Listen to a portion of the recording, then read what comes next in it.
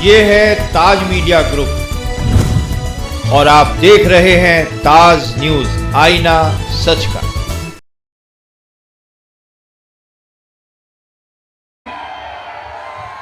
साथ में मंचासीन हमारे इस विधानसभा के विधायक भाई राहुल लोधी जी, पूर्व प्रत्याशी कांग्रेस भाई सुरेंद्र विक्रम सिंह जी, समाजवादी के जिला अध्यक्ष भाई वीरेंद्र यादव जी, सम्मानित हमारे ब्लॉक अध्यक्ष साथी।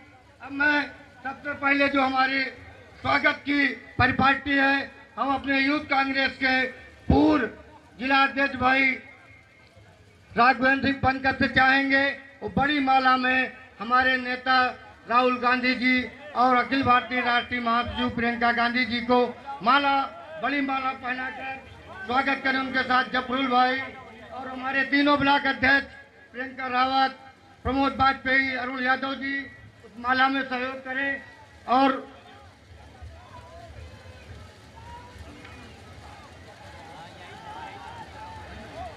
सामने से हटो,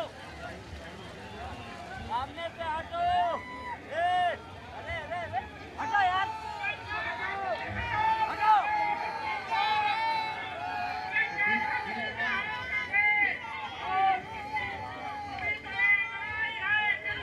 अब बहुत बहुत धन्यवाद। अब मैं इस विधानसभा के विधायक भाई राहुल लोधी जी से चाहेंगे और चंद समय में वो आपको संबोधित करें। भाई राहुल लोधी जी। बहुत बहुत धन्यवाद संचालक महोदय। सदाओं की सरजमी पर, हरचंदपुर की सरजमी पर आदरणीय कांग्रेस के प्रत्याशी आदरणीय राहुल गांधी जी, राष्ट्रीय महासचिव आदरणीय प्रियंका जी, हमारे छत्तीसगढ़ के पूर्व मुख्यमंत्री आदरणीय भूपेश बघेल जी, सभी सम्मानित वरिष्ठगण, सभी पदाधिकारीगण और हमारे प्रिय नौजवान साथियों, माताओं बहनों, हम ज़्यादा कुछ नहीं कहेंगे।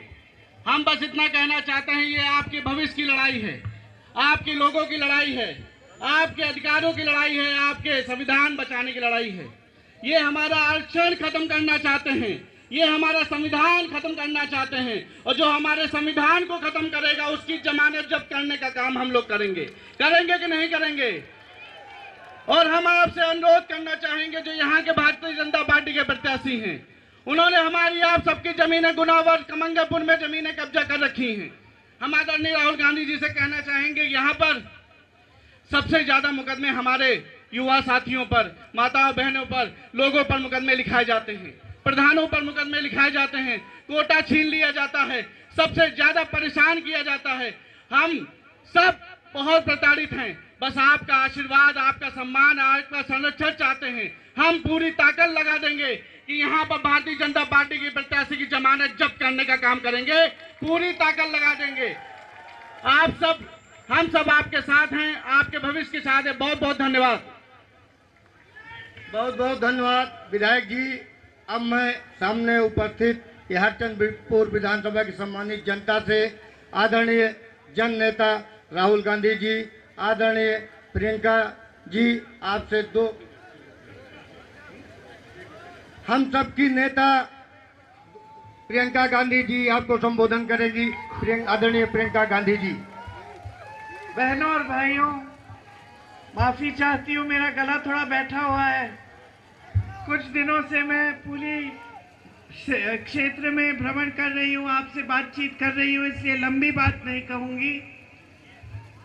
सिर्फ मैं आपको ये बताना चाहती हूँ कि जो हमारे बड़े भाई राहुल गांधी जी आपके यहाँ से कांग्रेस के प्रत्याशी हैं, वो इस देश में इकलौते ऐसे नेता होंगे जिन्होंने 400 किलोमीटर पैदल यात्रा सिर्फ आपके बीच, अरे भैया मुझे मालूम है, पैदल 400 थक गई बोल के, 4000 किलोमीटर पैदल यात्रा इन्होंने की कन्याकुमारी से कश्मीर तक। उसके बाद 4000 और किलोमीटर इन्होंने यात्रा की मणिपुर से मुंबई तक। ऐसा आपको कोई नेता नहीं मिलेगा देश में आज के दिन जो सिर्फ आपसे मिलने के लिए, आपके बीच आने के लिए, आपके संघर्षों को समझने के लिए इतना कष्ट उठा रहा है। आज देश के प्रधानमंत्री को आपने कभी देखा है? नहीं। आपके यहाँ कभी आए हैं? टीवी पे देखा है?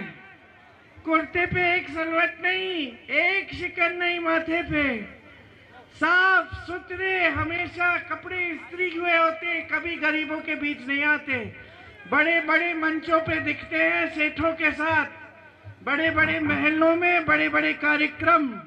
और ये है जो दिन रात आपके बीच आने का काम करते हैं, आपको समझने की कोशिश करते हैं और आपके संघर्षों को सुलझाने के लिए नीतियां लाते हैं। जहां जहां कांग्रेस की सरकार है वहां प्रमाण है कि जो बात हमने कही वो करके दिखाई है। इसी तरह से न्याय यात्रा को करने के बाद जब राहुल जी दिल्ली आए, उन्होंने तय किया कि हम कुछ गारंटी देंगे, न्याय देंगे जनता को, और इन गारंटियों के आधार पर नई नीतियां बनेंगी जिससे देश की सारी संपत्ति जो आज मोदी जी ने अपने बड़े बड़े खरबपतियों को दे रखी है वो वापस आपके हाथों में आएगी। तो मैं आपको ज्यादा कष्ट नहीं देना चाहती। भैया बोलेंगे, आपको संबोधित करेंगे, मैं ये जरूर कहूंगी, भाई है मेरे, सच्चा दिल है, सच्चे इंसान है, मंच पर खड़े होकर चुनाव के लिए, राजनीति के लिए, सत्ता के लिए आपको कभी गुमराह नहीं करेंगे। हमेशा सच्चाई की लड़ाई लड़ी है, न्याय की लड़ाई लड़ी है, किसी से डरे नहीं। इनको घर से निकाला गया, संसद से निकाला गया, धमकाया गया, तमाम केस डाले गए, कोई गुजरात में, कोई बिहार में पीछे नहीं हटे और कभी पीछे नहीं हटेंगे। इनमें साहस है, वीरता है, सच्चाई है। इनसे अच्छा प्रत्याशी आपको नहीं मिल सकता, इनसे अच्छा सांसद आपको नहीं मिल सकता। राहुल गांधी, राहुल गांधी। ये जो भाजपा के प्रत्याशी हैं, जिनका सुबह से शाम तक यही काम है कि किसकी जमीन छीनो, किस पे आतंक बरसाओ, किसकी मारपीट कराओ, किसको डराओ धमकाओ, किस पे फर्जी मुकदमे डालो, इनको समझा दीजिए और पूरे देश को संदेश भेजिए कि यहां से शुरुआत हो रही है। हम बदलाव चाहते हैं, हम एक नई राजनीति चाहते हैं जो सच्चाई के आधार पर सरकार चलाए, जो जनता के लिए समर्पित रहे, जनता की सेवा करे और जनता के सामने जिसके नेता झुक के आए, जिसके नेता इसलिए आए कि आपकी सेवा करना चाहते हैं, सत्ता लेने के लिए सिर्फ ना आए। तो ये नेता जो राहुल जी है मेरे बड़े भाई हैं, लेकिन ये असली नेता है जो हमेशा आपकी न्याय की लड़ाई लड़ेंगे। आप इनको विजयी बनाइए तो एक ऐसी सरकार आएगी केंद्र में जिसकी जो गारंटी है वो आपके जीवन को मजबूत बनाएंगी, आपके जीवन में तरक्की लाएंगी। जय हिंद। बहुत बहुत धन्यवाद प्रियंका गांधी जी। अब भाइयों बहनों, एक महत्वपूर्ण सूचना,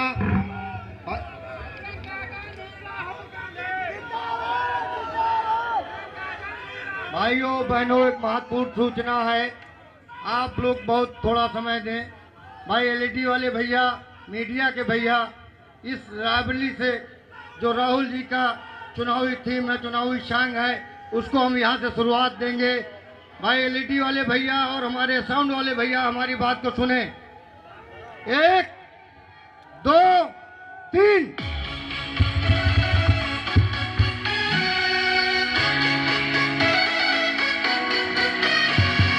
इसकी भाषा में प्रेम, इसकी धड़कनों में देश है, उसूलों का पक्का है, प्रगति का एक संदेश है। इसमें गांधी साथ है, सत्य का सिपाही करुणा एक है। सभी के हक में लड़ता है, सभी को हक दिलाता है। राहुल के दिल में देश है, इंडिया से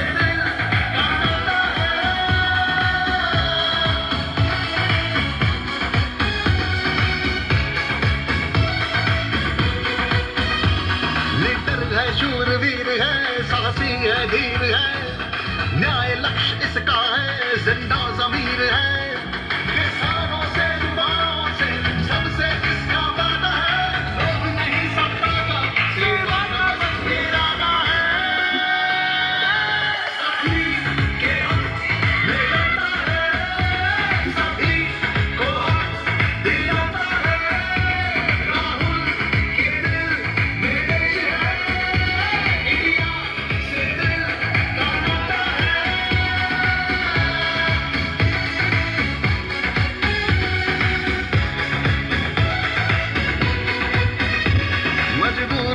मजबूर के साथ में खड़ा है ये, कर गई भी जुल्म है तो जुल्म से लड़ा है ये। अपना संगी साथी है, साथ सभी पे चलता है, उजालों की खातिर आज बन के जलता है। सभी के हक में आता है, सभी को हक दिलाता है। राहुल के दिल में देश है, इंडिया से दिल का नाता है।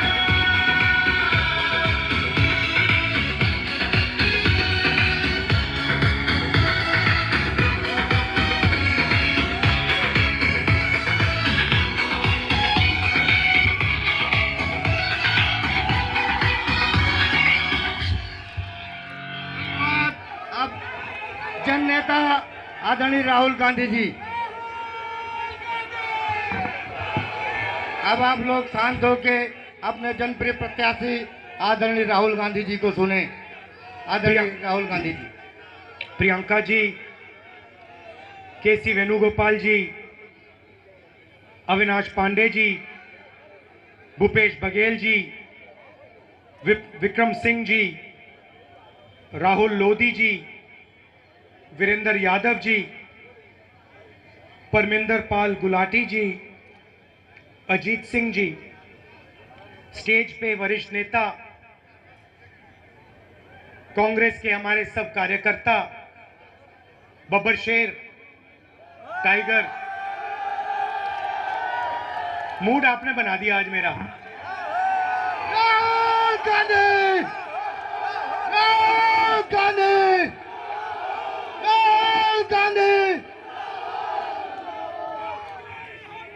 और गाना भी बहुत अच्छा है, और रायबरेली के लोग डांस भी बड़ा बढ़िया करते हैं।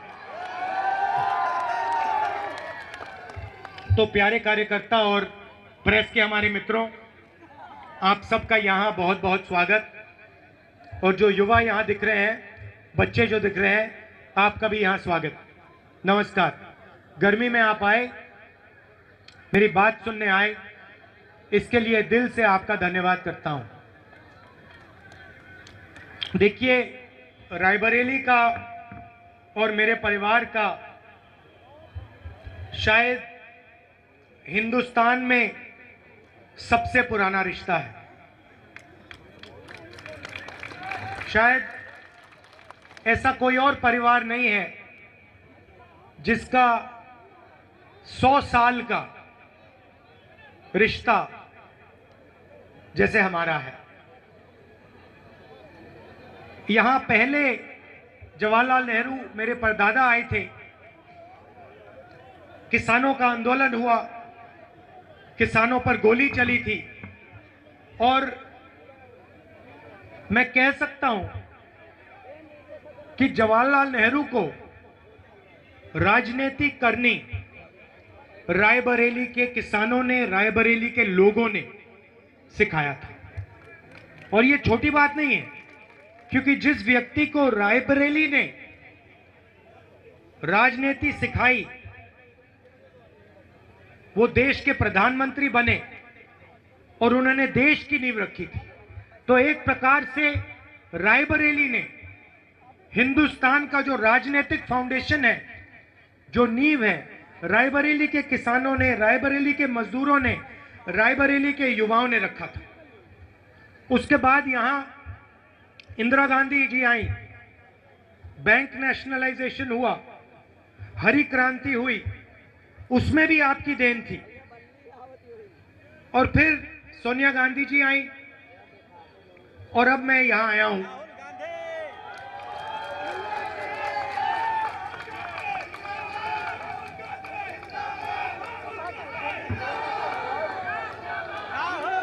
और देखिए, राजनीतिक रिश्ता एक होता है, मगर पारिवारिक मोहब्बत का रिश्ता भी दूसरा होता है। और मैंने 4000 किलोमीटर कर कर नफरत के बाजार में मोहब्बत की दुकान खोली और मोहब्बत की दुकान छोड़ो, आपने यहां मोहब्बत का मॉल खोल दिया है, सुपरमार्केट खोल दी। तो मुझे बहुत अच्छा लग रहा है कि मैं आपकी सेवा के लिए यहां आया हूं। आपके दिल में जो है, आपके जो सपने हैं, उनके लिए आपके साथ लड़ने आया हूं और आपने इतने प्यार से, मोहब्बत से मेरा स्वागत किया है, तो इसका धन्यवाद करता हूं आपसे। देखिए, रायबरेली में हमने काफी काम किया।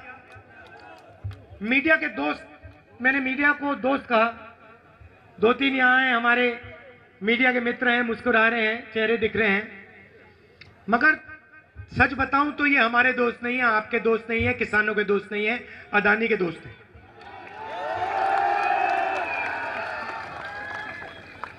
ये जो हैं, ये जो स्ट्रिंगर हैं, जो ये कैमरामैन है, ये बेचारे, इनकी गलती नहीं है, इनको सैलरी लेनी है, बच्चों को पालना है, तो इनकी गलती नहीं है। मगर जो बड़े मालिक हैं, इनके बड़े बड़े मैनेजमेंट के लोग हैं, बड़े एंकर्स हैं, वो तो अदानी जी के हैं, आपके हैं ही नहीं, हमारे हैं ही नहीं। हाँ, वो 24 घंटा नरेंद्र मोदी जी का चेहरा दिखाएंगे। कभी आपने मीडिया में किसान देखा है? टीवी पे कभी किसान को देखा? मजदूर को देखा? ये जो यहां बेरोजगार युवा हैं, उनको देखा कभी टीवी पे? टीवी देखो तो ऐसा लगता है भैया हिंदुस्तान में तो गरीबी नहीं है, बेरोजगारी नहीं है, महंगाई नहीं है, कुछ नहीं है। और सड़कों पे जाओ, सबसे बड़े मुद्दे महंगाई, बेरोजगारी, भागीदारी। रायबरेली अमेठी में काफी काम किया। रायबरेली में डिस्ट्रिक्ट हॉस्पिटल बनाया, लालगंज रेल कोच फैक्ट्री दी, NTPC thermal power station, AIIMS जिसको बीजेपी ने बंद कर रखा है, स्टॉल कर रखा है, स्पाइस पार्क जो बीजेपी ने बनने नहीं दिया, Sharda canal, Ganga bridge, Rajiv Gandhi institute of petroleum technology, Rashtriya Udan academy, NIFT, footwear design development institute. और जब यूपीए की सरकार थी, अमेठी और रायबरेली में हाईवे के जाल बिछा दिए थे हमने। अमेठी को, रायबरेली को बाकी हिंदुस्तान से जोड़ा और पूरे रायबरेली अमेठी का जबरदस्त फायदा हुआ। मगर मीडिया वाले ये बात नहीं कहेंगे। मीडिया वाले आपको अदानी अंबानी की शादी दिखाएंगे। देखिए आपने अंबानी की शादी देखिए, 10 करोड़ रुपए की घड़ी, करोड़ों रुपए के लहंगे, दुनिया के सारे फिल्म स्टार, नाच गाना डांस, रायबरेली वाला डांस नहीं, हाँ वो पैसे से खरीदा वाला डांस। बात सही की आपने। तो मीडिया वाले नरेंद्र मोदी का चेहरा, अदानी का चेहरा, अंबानी का चेहरा। अब आप पूछोगे भाई ये हो क्या रहा है? मैं आपको बताता हूं। अदानी का, अंबानी का, ऐसे 20 अरबपतियों का नरेंद्र मोदी जी ने 16 लाख करोड़ रुपया कर्जा माफ किया है। आप जानते हो 16 लाख करोड़ रुपए कितना होता है? कोई नहीं जानता, आम आदमी नहीं जान सकता। मैं बता देता हूं आपको। अगर आप 24 साल का मनरेगा का पैसा इकट्ठा करो, वो 16 लाख करोड़ रुपए है। नरेंद्र मोदी जी ने 24 साल का मनरेगा का पैसा 22 लोगों को दिया है। हालत यह है कि 22 लोगों के पास उतना धन है जितना 70 करोड़ हिंदुस्तानियों के हाथ में है। स्टेज पे यहां पे 22 लोग बैठे हैं। हिंदुस्तान में 22 लोग हैं जो हिंदुस्तान के 70 करोड़ लोगों जितना धन रखते हैं और उनका कर्जा माफ हो रहा है। वो टीवी चलाते हैं, वो नरेंद्र मोदी जी को टीवी पे लाते हैं। अच्छा, प्रधानमंत्री की सैलरी क्या है जानते हो? प्रधानमंत्री का कितना है भाई? प्रधानमंत्री की सैलरी कितनी है? हाँ, 2.5 लाख होती है। मुझे एक बात बताओ, ये 2.5 लाख रुपए की सैलरी है तो ये हर रोज लाख रुपए का सूट कैसे पहनता है? ये दिन में 3 बार सूट बदलते हैं। एक सूट की कीमत 50,000, 60,000, 70,000, 1 लाख रुपए। दिन में 3 पहनते हैं, महीने में 90 हो गए, 1.5 लाख रुपए की सैलरी है। तो ये इनके लिए सूट कौन खरीद रहा है? बूट कौन खरीद रहा है? कहां से आ रहा है ये मीडिया कभी नहीं पूछेगी, कभी नहीं पूछेगी। कहेगी राहुल गांधी सफेद टी शर्ट क्यों पहन रहा है? 4,000 किलोमीटर की यात्रा की और रास्ते पे मैंने किसानों से पूछा, युवाओं से पूछा, आप क्या चाहते हो? और हिंदुस्तान के सामने क्या समस्याएं हैं, क्या मुश्किलें हैं? 3 जवाब मिले। युवाओं ने कहा बेरोजगारी,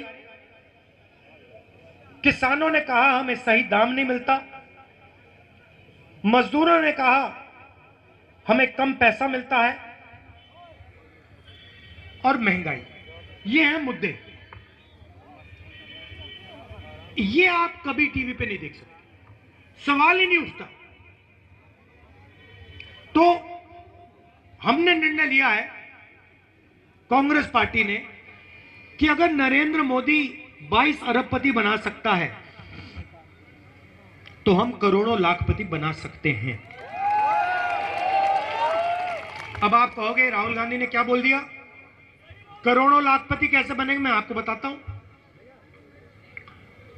हिंदुस्तान के सारे गरीब परिवारों की लिस्ट बनेगी, सारे के सारे गरीब परिवारों की लिस्ट बनेगी।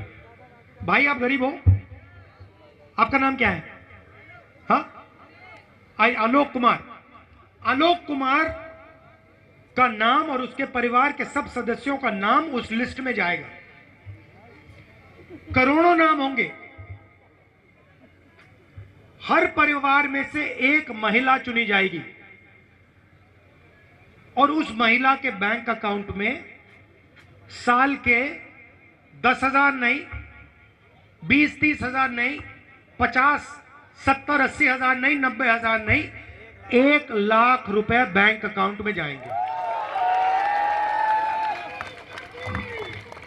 आप 1 जुलाई को हिंदुस्तान में करोड़ों लोग जगेंगे।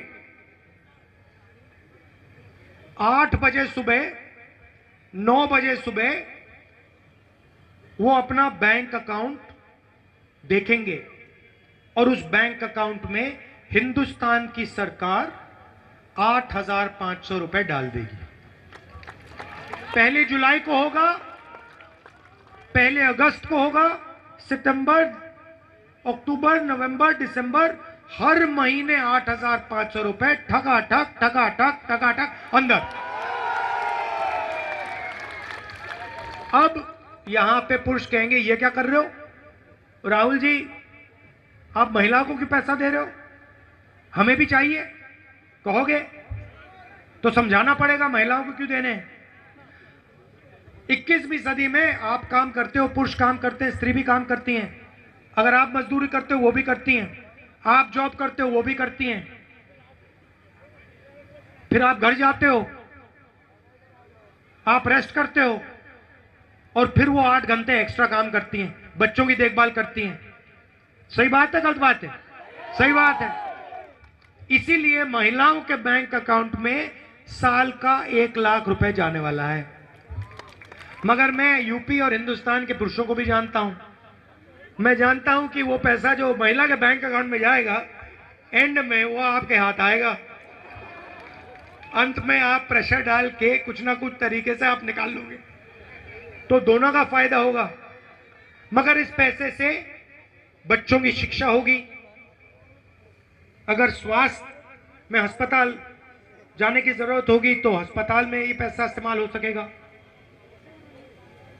सोच क्या है कि हम हिंदुस्तान की जनता को पैसा देना चाहते हैं, और यही काम हम बेरोजगार युवाओं के लिए कर रहे हैं। एक तरफ महिलाओं को 1 लाख रुपए, करोड़ों महिलाओं को, परिवार, गरीब परिवारों को, और दूसरी तरफ जो बेरोजगार युवा हैं, बेरोजगार वालों, यस। अच्छा, मैं एक काम करो, नरेंद्र मोदी वाले जो नोटबंदी वाले बेरोजगार किए, हाथ दिखाओ जरा। ये आपने नरेंद्र मोदी जी को धन्यवाद किया कि उन्होंने आपको बेरोजगार बनाया? थैंक यू बोला? अदानी को धन्यवाद किया? कोविड आया, अस्पताल के सामने लोग मर रहे थे, वेंटिलेटर नहीं था, ऑक्सीजन नहीं था, और देश के प्रधानमंत्री कहते हैं भाइयों और बहनों थाली बजाओ, थाली बजाओ, थाली बजाओ। और मीडिया वाले कह रहे हैं ओ देखो भैया क्या प्रधानमंत्री है, क्या बात बोली, थाली बजाओ यार, थाली बजाओ। मजा आ गया, मजा आ गया। उधर सब लोग थाली बजा रहे हैं, एक दूसरे से बात कर रहे हैं, मिल रहे हैं, कोविड धड़ाधड़ धड़ाधड़ धड़ाधड़ फैल रहा है, लोग मर रहे हैं। उसके बाद कहते हैं भैया थाली नहीं चली, चलो भाई मोबाइल फोन की लाइट जलाओ यार, मोबाइल फोन की लाइट जलाओ। और फिर बेरोजगार युवाओं से कहते हैं भाई और बहनों ऐसे करो, नाली में पाइप डालो, नाली में पाइप डालो, नाली में से गैस, उस गैस को जलाओ और पकौड़े बनाओ। वाह। और पूरी मीडिया ने ताली बजाई भैया, ये देखो प्रधानमंत्री ने क्या बोला हुआ, गैस आएगी नाले में से, नाले में से गैस, गैस जलाओ, पकौड़े बनेंगे। Master stroke, master stroke. तो अब जिनको नरेंद्र मोदी ने बेरोजगार किया, मैं आपसे 2-3 चीजें कहना चाहता हूं। पहला काम, 30 लाख सरकारी नौकरियां हैं, हमने चेक किया है, 30 लाख सरकारी नौकरियां हैं। 15 अगस्त तक वो 30 लाख नौकरियां आपके हवाले हो जाएंगी। आप लोग पेपर करते हो, पेपर लीक होता है, ईमानदार लोग पढ़ते हैं, बेईमान लोग पेपर खरीद के फर्स्ट आ जाते हैं। जैसे ही हमारी सरकार आएगी, नया कानून बनेगा, पेपर लीक वाले सीधे जेल में जाएंगे। और ये जो फैशन बना रखा है कि प्राइवेट कंपनियां पेपर चेक करती हैं, पास फेल करवाती हैं, ये सब बंद हो जाएगा। पेपर होगा तो सरकारी इंस्टीट्यूशन, सरकारी कंपनी पेपर चेक करेंगी, पास फेल वो डिसाइड करेंगी। अब तीसरी मजे की बात, जो शायद किसी सरकार ने, दुनिया की किसी सरकार ने आज तक नहीं किया, क्रांतिकारी काम। हम हिंदुस्तान के सारे बेरोजगार युवाओं को पहली नौकरी पक्की का अधिकार देने जा रहे हैं। बोलूंगा। कॉलेज, यूनिवर्सिटी, डिप्लोमा होल्डर्स को एक अधिकार मिलेगा, अप्रेंटिसशिप का अधिकार। 1 साल की नौकरी मिलेगी, गारंटी, बेहतरीन ट्रेनिंग मिलेगी, साल का 1 लाख रुपया, महीने का 8,500 रुपए बैंक अकाउंट में, ठकाठक ठकाठक ठकाठक ठकाठक। अब होगा क्या, महिलाओं को, गरीब परिवारों को हमने पैसा दिया, बेरोजगार युवाओं को हमने पैसा दिया, उनकी ट्रेनिंग हमने करा दी। ये नौकरी पब्लिक सेक्टर, प्राइवेट सेक्टर, अस्पतालों में, सरकारी अस्पतालों में, कॉलेजेस, यूनिवर्सिटीज में मिलेगी, सरकारी ऑफिसेज में मिलेगी। अब हमने गरीबों के जेब में पैसा डाल दिया, बेरोजगार युवाओं के जेब में पैसा डाल दिया, उनको ट्रेनिंग दे दी। नरेंद्र मोदी ने अरबपतियों के जेब में पैसा डाला, उस पैसे से उन्होंने क्या किया? अमेरिका में जमीन खरीदी, दुबई में जमीन खरीदी, दुबई में बिजनेस खोला, बड़ी बड़ी गाड़ियां खरीदी। मगर जब हम गरीबों को पैसा देंगे, आप क्या करोगे? आप शर्ट खरीदोगे, पैंट खरीदोगे, जूता खरीदोगे, स्कूटर खरीदोगे, ठीक है? जैसे ही आप ये माल खरीदना शुरू करोगे, वैसे ही हिंदुस्तान की सारी बंद फैक्ट्रियां खुल जाएंगी, शुरू हो जाएंगी, काम करना शुरू कर जाएंगे। आपके जेब में पैसा जाएगा, आप माल खरीदोगे, आप शर्ट खरीदोगे, पैंट खरीदोगे, फैक्ट्रियां चालू हो जाएंगी, फैक्ट्रियों में आपको रोजगार मिलेगा,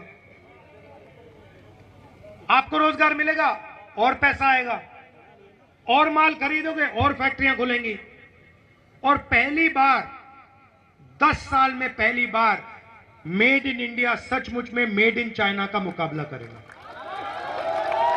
मैं चाहता हूं कि ये देखो, ये फोन है, इस फोन के पीछे और ऐसे लाखों फोन के पीछे मेड इन चाइना लिखा हुआ है, राइट?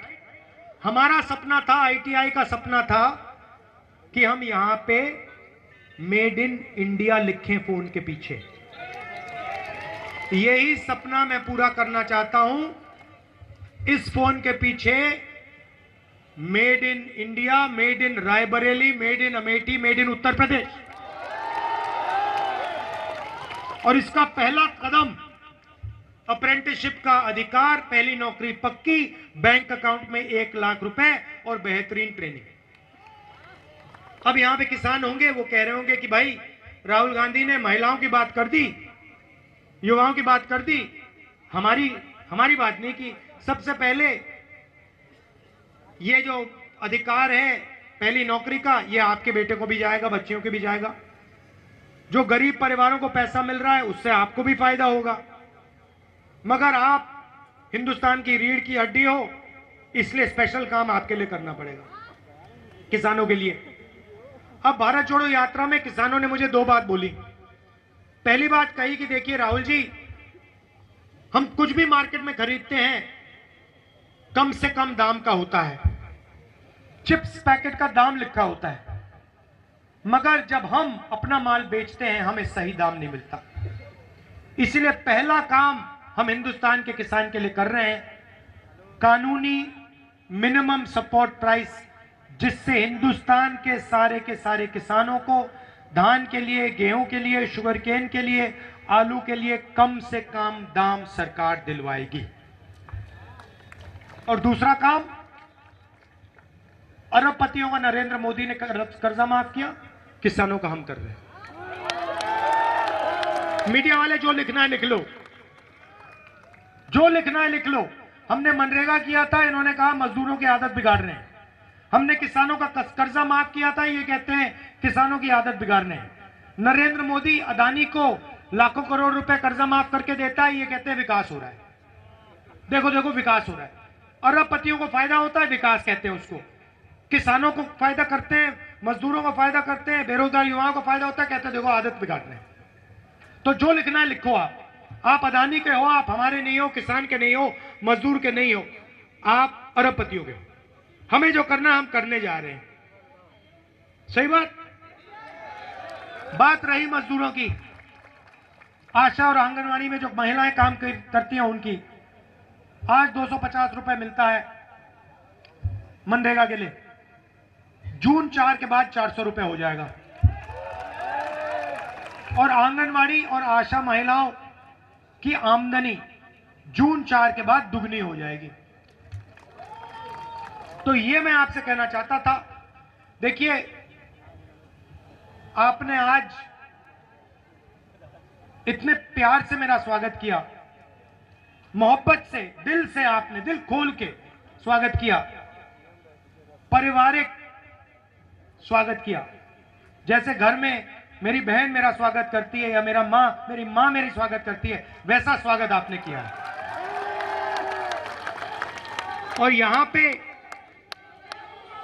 मैं विपक्ष के बारे में कुछ कहना नहीं चाहता हूं, मगर एक बात जरूर कहूंगा आपको किसी से डरने की जरूरत नहीं है। ये रायबरेली है, ये अंग्रेजों से नहीं डरे, यहाँ के लोग अंग्रेजों से नहीं डरे। ड्राइवरों की बात करता हूं, अभी बताता हूं। आपने बोला मैनिफेस्टो में हमने लिखा हुआ है, अभी बताता हूं। तो आपको किसी से डरना नहीं है। आपने अंग्रेजों को हराया है, आपने देश को रास्ता दिखाया है, और आने वाले समय में आप उत्तर प्रदेश और देश को रास्ता दिखाने जा रहे हो। मैं बता रहा हूं आपको।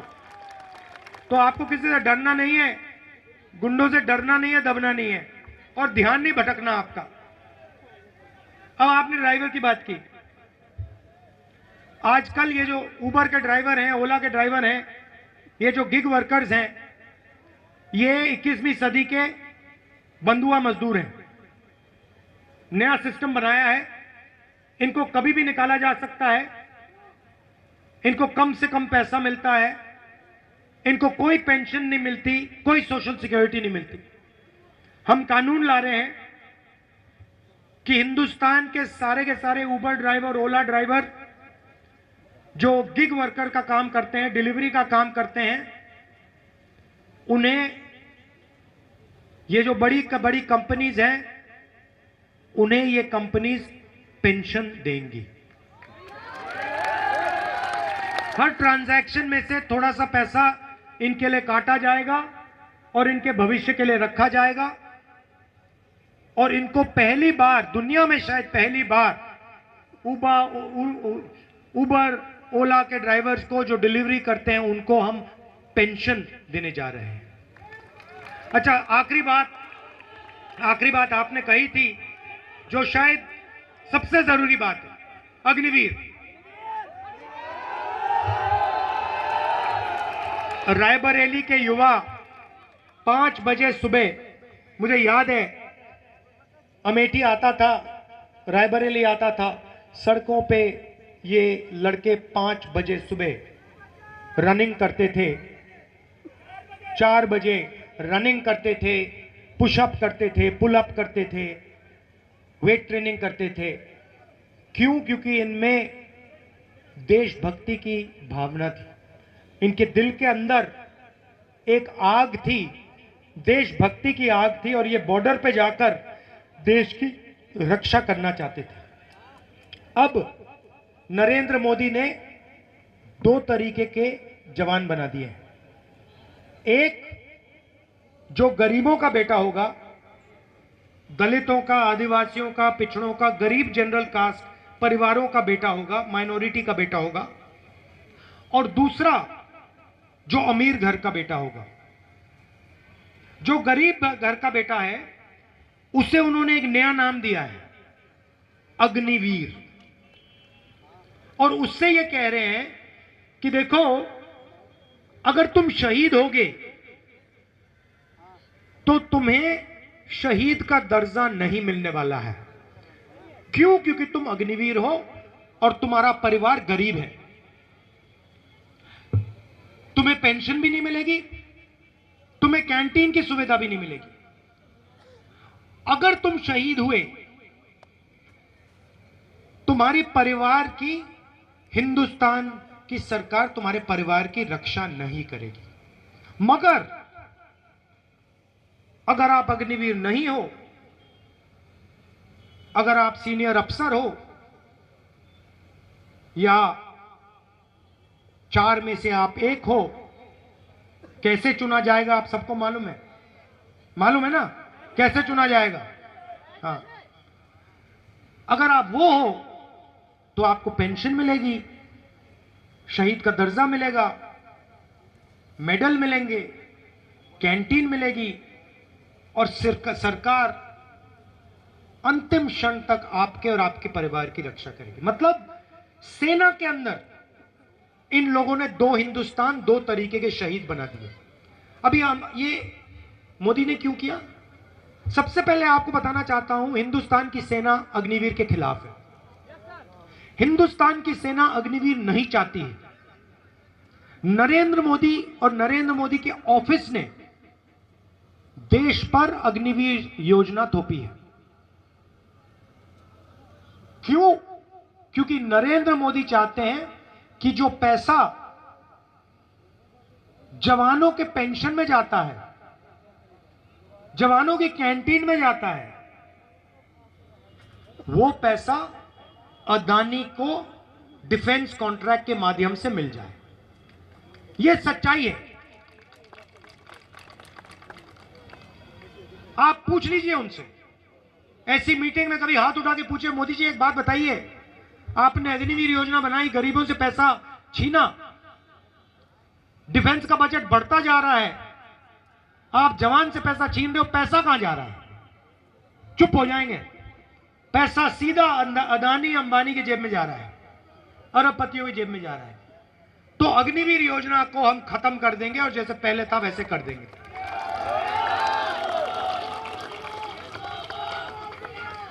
अच्छा, कल किसी ने यहां मुझे लिख के दिया, कल अमित शाह की मीटिंग में अजीब सी बात हुई, ये इन्होंने अपने मित्र को पीट दिया। ये पता नहीं कैसे हुआ। उन्होंने यहां पे कहा, कोई मुझे नोट दिया है कि कल अमित शाह की मीटिंग में एक जर्नलिस्ट को बीजेपी वालों ने पीट दिया। मतलब अपने ही दोस्त को मार दिया उन्होंने। अब क्यों मारा?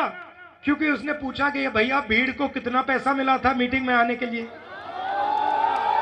तो शायद ये मीडिया वालों में एक ऐसा अच्छा मीडिया वाला मिल गया जो इनसे डरा नहीं, और उसको इन्होंने अमित शाह की मीटिंग में पीट डाला।